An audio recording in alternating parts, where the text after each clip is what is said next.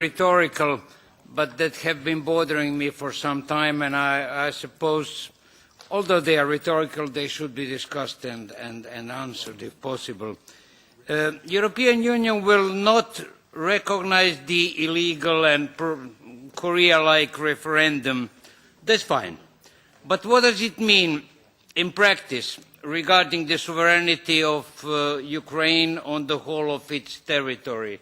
Will the citizens of Crimea be included in lifting visa restrictions and things like that?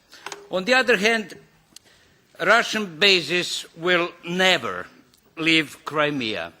I think anybody sensible knows that, not from today, not from yesterday, but 50 years ago.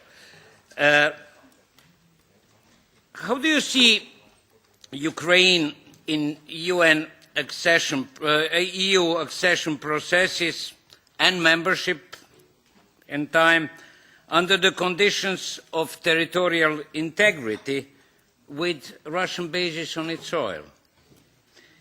And we say travel restrictions and asset freeze for certain persons will be implemented.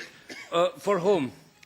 For all those who voted for Russian Crimea.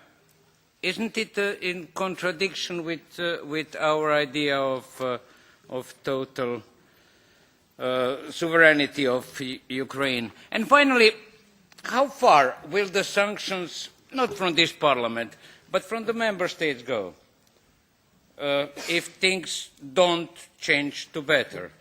Will anybody really close the pipelines?